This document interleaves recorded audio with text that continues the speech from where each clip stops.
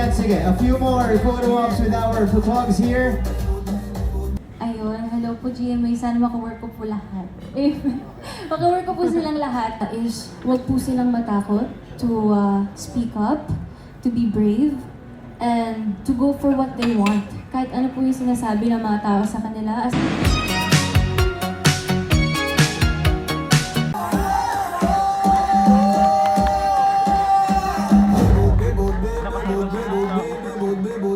Ikaw ang aking bebod, bebod, bebod, bebod, bebod, bebod, ikaw ang aking bebod, bebod, bebod, bebod, bebod, bebod, ikaw ay Filipino, Filipino, Filipino, Filipino, Filipino, Filipino, Filipino. Miss Jillian Lord looking absolutely stunning. And here we proceed to our sparkling diamond platform because that's where you belong.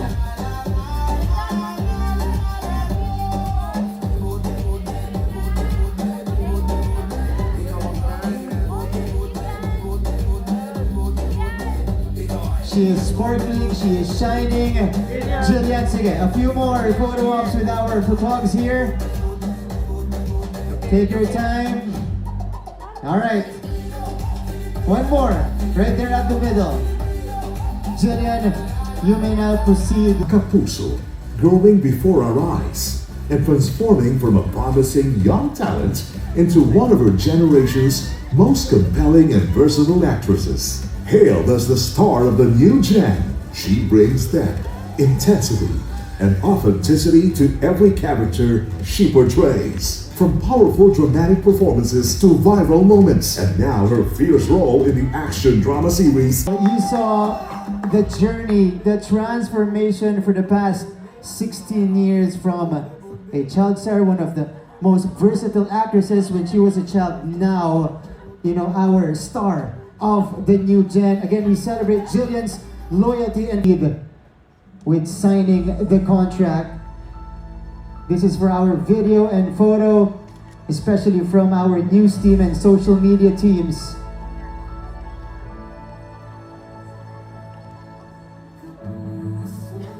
And it is done, it is official. Jill, isipin mo 16 years, pero ang bata-bata mo pa talagang lumaki ka sa GMA.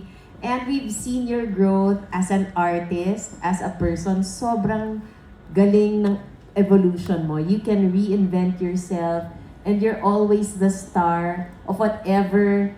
Hindi decade kasi dalawang decade pa lang naman siya. Pero at every level of maturity mo, you evolve yourself into the star of that time. So talagang you have that star factor na hinahanap talaga ng lahat. And we're very happy na lumaki ka sa GMA and you're still with us. And we love you.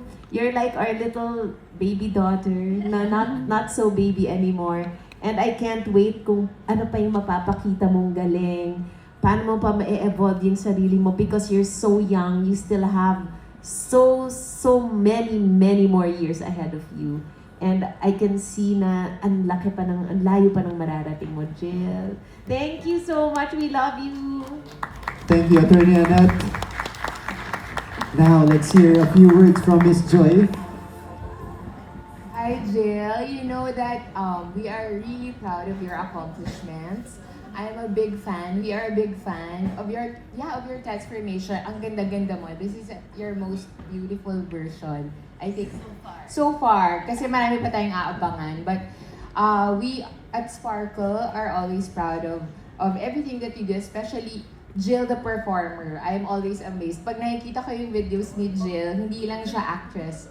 I think she's a very accomplished performer. Singer na, dancer na, everything. I think you are so blessed that you also bless us with the talents that you have. So we will continue to take care of you. 16 years, konti lang yon. May 16 years times 16 years plus more. We love you and congratulations. And we are happy to take care of you. Please know that. Thank you so much kasi talagang naging instrument po kayo ni God for me na mas ma-discover ko pa po yung talents ko and to spread my God-given talents. To Boss Vic for being like my bonus dad in life. Na nakukwento ko sa kanya po lahat ng mga nangyayari sa buhay ko and he's always very supportive. Si Miss Joy, of course, hindi lang po kasi about sa work yung mga napag-uusapan natin. You give me advices on how to improve myself and especially po, nagiging woman na talaga ako and I'm so happy na meron po akong guidance ninyo. Na you're always there, you're always one call away. Kay Miss Annette din po, of course. Kasi the way you treat me, hindi lang po artista. You treat me like a daughter. And that's priceless po kasi yun for me you're so supportive na hindi lang po sa talento ko yung sinusuportahan ninyo, pati sa personal life ko. Na sa GMA, I'm so happy kasi sa GMA po, they don't value their artists because they're artists. They value their artists as people, as humans. And I'm so grateful and I pray na hanggang maging lola po ko, dito ako forever.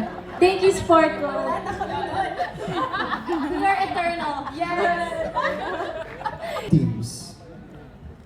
Well, sobrang dami po akong plans for this year and the next few years pa po. Siyempre, gusto ko pong ma-challenge yung sarili ko in terms of acting. And I want to, kumbaga, mag-grow pa po in terms of my performer side. Gusto ko po talaga na ma-master ko yung craft ko this year. So, mas marami po akong mga ginagawang trainings. I'm planning to do more workshops, more classes para po sa dancing, singing, and acting. Ayun. And my opinion on love teams, kasi po, each to their own. Syempre kung saan komportable yung isang artista. But personally, when I was younger, gusto ko talaga na, I wanna do everything solo. Pero ngayon po, I'm open to everything. Kasi gusto ko talaga pong matuto pa and maging versatile talaga. Ayun. It's great to hear, lalo na Open po ako.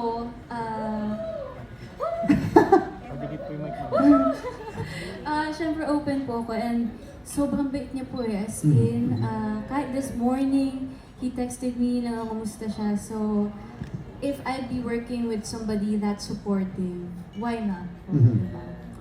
Yeah. Gusto ko pa sana mag-follow up pero hindi muna. Okay. Bibigyan lang ko yung sarili ko. Alright.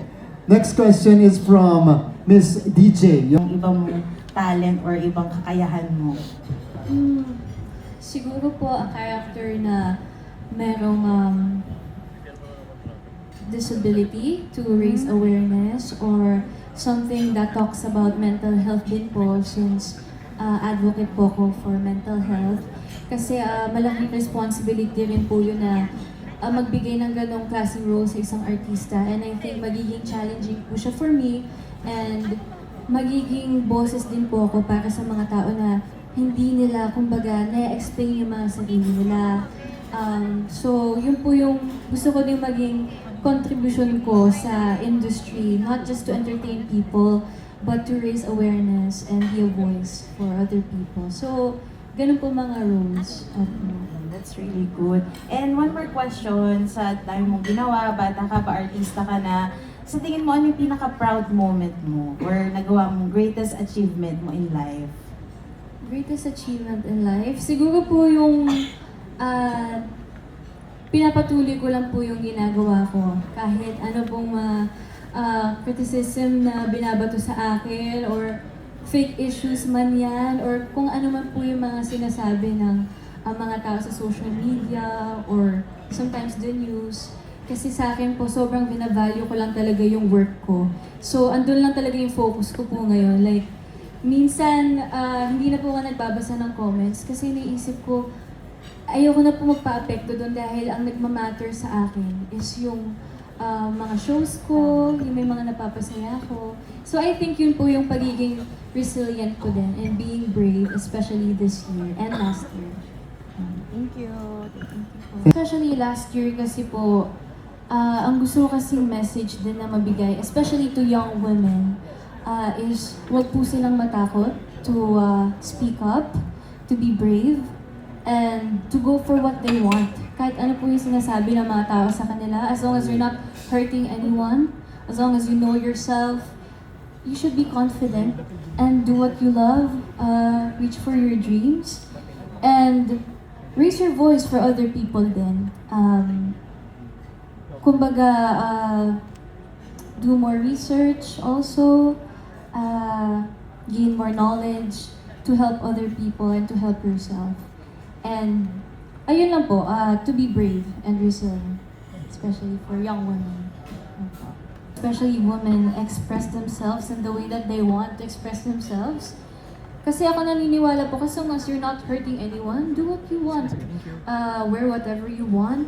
And yun din po, sana, it's 2026. I hope that we view women for their talents, their intelligence, kung ano yung contributions nila dito sa mundo, and not just with what they wear. Kumbaga, let people be, each to their own po yan eh. Just express yourself the way that you want to express yourself, and parang stop worrying about other people judging you. Ang importante, wala ka nasasaktan and you're happy. And, are there women in your life or in the industry that you really look up to, and may mga memorable lessons ba sila sa'yo that really help you through life and into your career as an actress? Siyempre po, of course, my mom, siya talaga yung biggest role model ko po, and my late grandmother. Kasi sobrang dahil po nila mga pinagdaanan. Pero hindi sila nag-give up. Kaya din po siguro, ganito po yung drive ko in life. Kasi nakita ko po yun sa mother ko. And ito po, hindi bola rin siyempre, my female bosses. Kasi kami po mga artista, syempre we face a lot of judgments, criticism. What more sila po na they're carrying the whole network. But kasi po sobrang light lang po ng energy nila eh. And that's what alam po. Ang hirap nung never kung 16 years ka na dito, no? Ang hirap po. Well, gusto ko po kasi maka-work lahat eh. Kasi gusto ko pong matuto from them. Siguro po hindi ko muna masasagot yan, pero siguro po, ayun, hello po GMA, sana maka-work ko po lahat. Maka-work ko po silang lahat. I-express ko yung sarili ko, so marami po akong naging revision sa song na yun. And I think, nagko-correlate din po yun sa tanong ninyo na ano yung joy na nabibigay sa akin ng singing na, kumbaga, hindi nabibigay ng acting po, no? Pero I think kasi, pag nagpe-perform po ako or kumakanta ako, ang na-express ko po talaga is yung sarili ko, hindi character sa isang show.